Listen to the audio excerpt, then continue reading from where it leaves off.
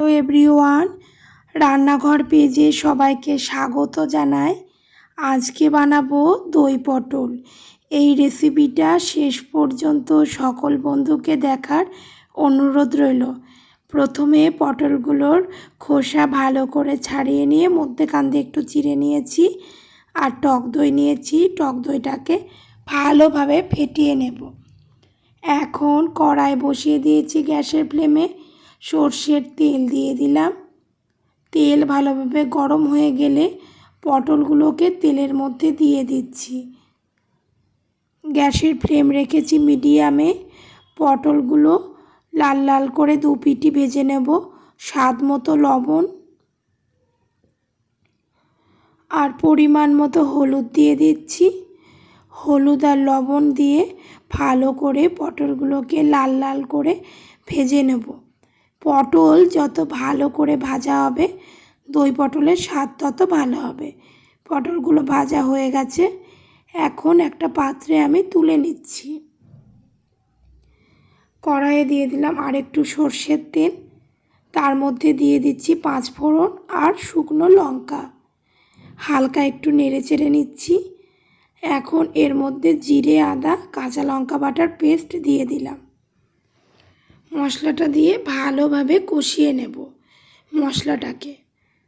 যতক্ষণ মশলাটা থেকে তেল ছাড়তে শুরু না করবে মশলা ততক্ষণ কষিয়ে নেব। এখন স্বাদ মতো লবণ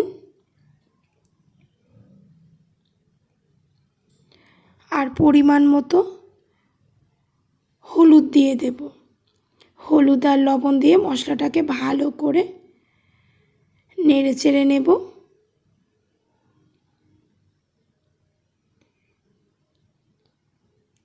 গরমকালে এই দই পটল খেতে খুব ভালো লাগে। এখন ভেজে রাখা পটলগুলোকে মশলার মধ্যে দিয়ে ভালোভাবে নেড়ে চেড়ে নিচ্ছি।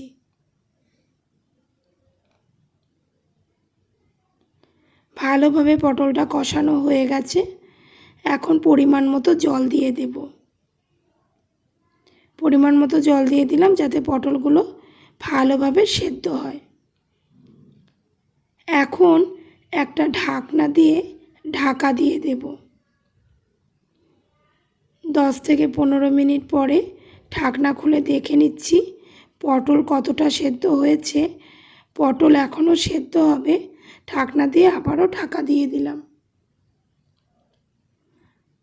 ঢাকনা খুলে এখন জল দিয়ে ফেটানো টক দইটা দিয়ে দিচ্ছি। পটল যখন অর্ধেক সেদ্ধ হয়ে গেছে তখনই টক দই দিয়ে দিলাম। এখন ভালো করে নেড়ে চেড়ে দেব। গ্যাসের ফ্লেম রেখেছি একদম লোতে।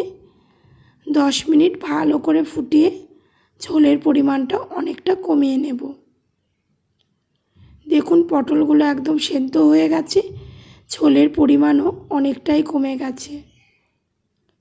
দই পটল পরিবেশনের জন্য একদম রেডি হয়ে গেছে। এখন একটা বাটিতে ঢেলে নিচ্ছি। কেমন লাগলো আজকের রেসিপি অবশ্যই জানাবেন।